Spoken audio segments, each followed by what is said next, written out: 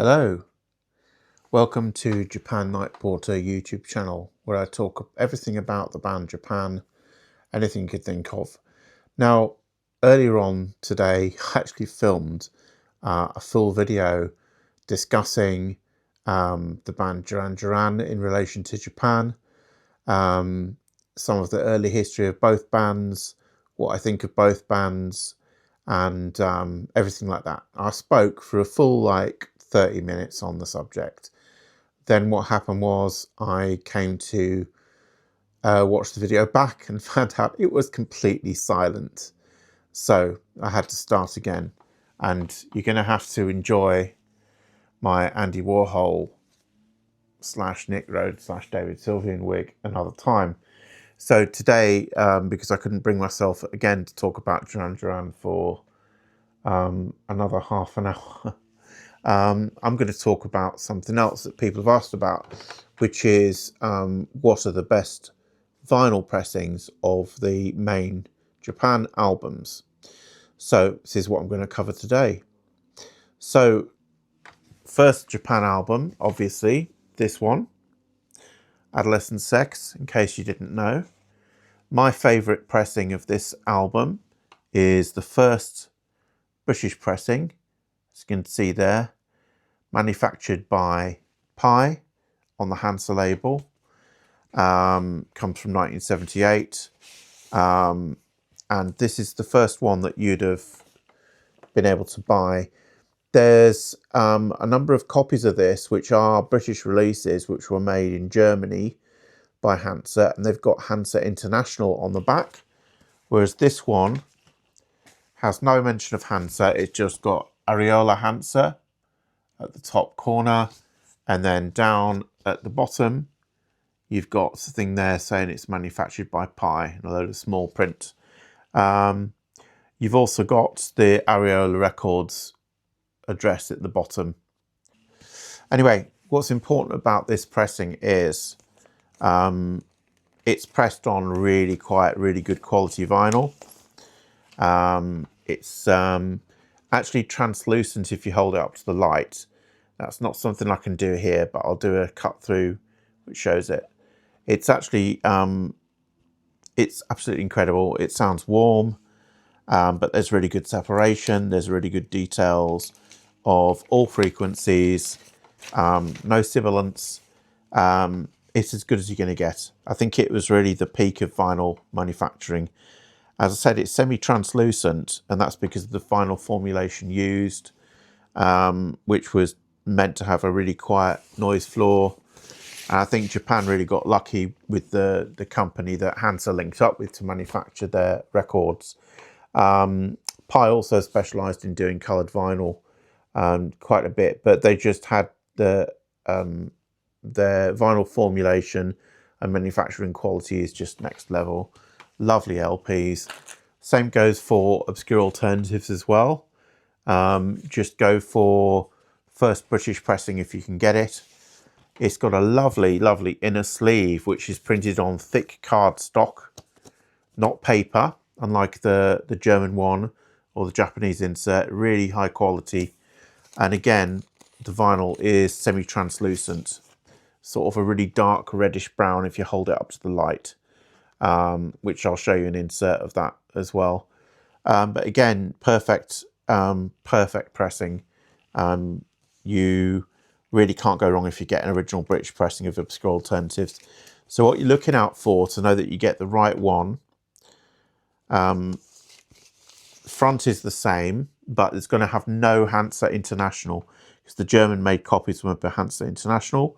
It should have Areola Hansa there, and it also should have manufactured by Pi in the corner just there, Pi Records. And that is stellar pressing, great LP, can't go wrong with one of those. Now, the Japanese pressings of the first two albums are also really nice, but for kind of authenticity, go for the first British pressings.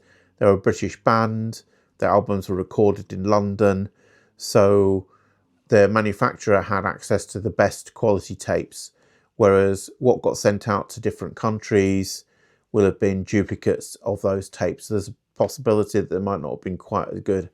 Having said that, Victor in Japan also had amazing quiet vinyl with a nice low noise floor, so you can't go wrong with the Japanese pressing either.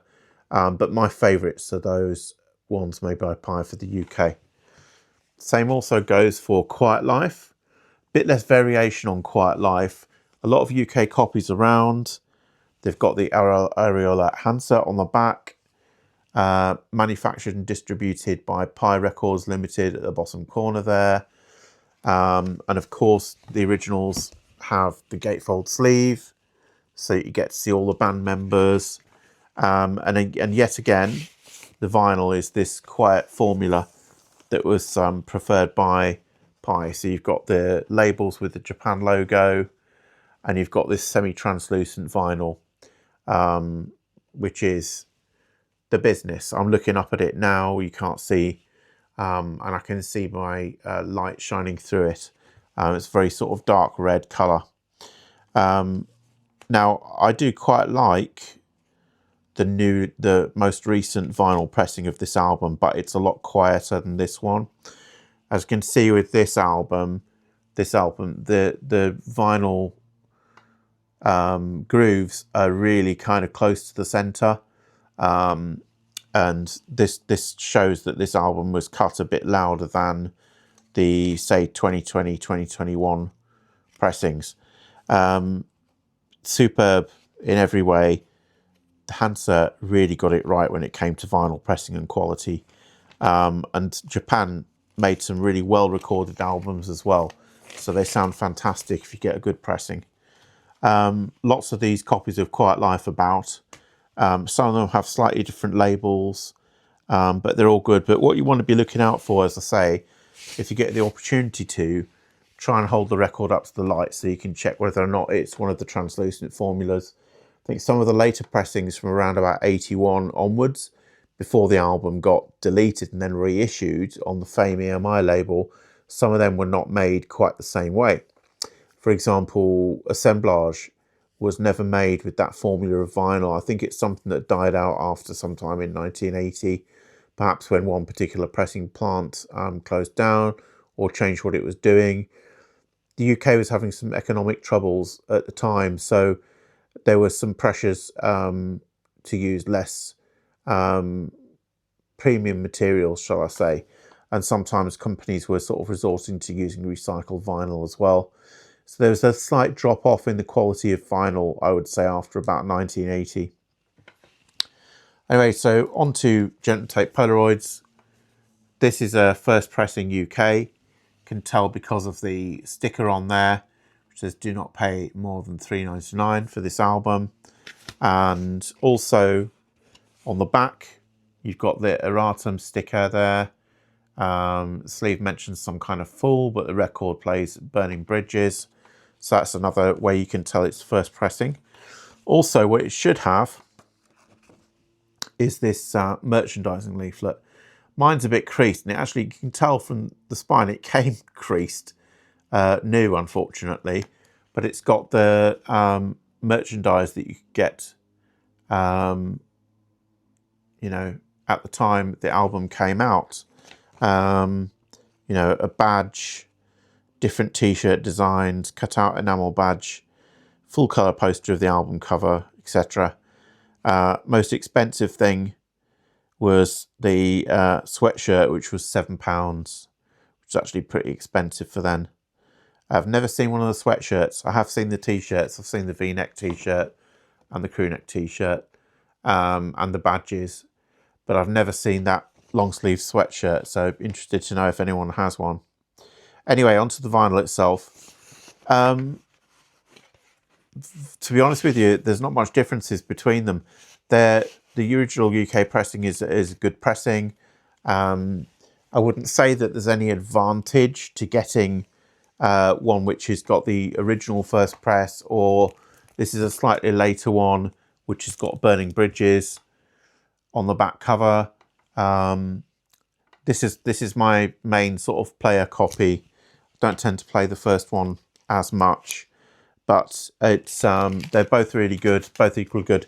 But you had at least 2 different pressing plants involved with making Polaroids. So they are pretty good. I wouldn't say they're as good as the pie pressings made for Hansa, but certainly nothing wrong with them. I quite enjoy the Japanese pressing of Polaroids as well. That was made by Victor, so it's got a quieter noise floor, but it cranks up really nicely. But I can't really tell that much difference, to be honest with you. I think you're more likely to find a Japanese copy that's absolutely mint, because a lot of albums were sold in Japan versus in England. Some of the best quality pressings I've seen for Polaroids have been slightly later ones that were made by Virgin as well, with the OVED catalogue number. And they're really nice. They quite often turn up very clean as well, because they might have been played less by fans for some reason. But yeah, Polaroid's easy one. Tin Drum, likewise, I would say go for the UK first pressing if you can find one with the poster. It's mainly because of the packaging, not because of the vinyl pressing quality. In general, with Tin Drum, it's such a well-produced album that you don't really get bad vinyl pressings of it. Maybe some from countries where they didn't have quite as good vinyl manufacturing standards. You know, thinking about sometimes Australian pressings are not so good. Sometimes the South American ones are not quite as good sound quality. But yeah, if you get sort of a British, Japanese or European copy of Tin Drum, you're probably in a good place no matter where it's come from. I've certainly never really come across a bad Tin Drum pressing. I guess I've been lucky, but I've heard a lot of them.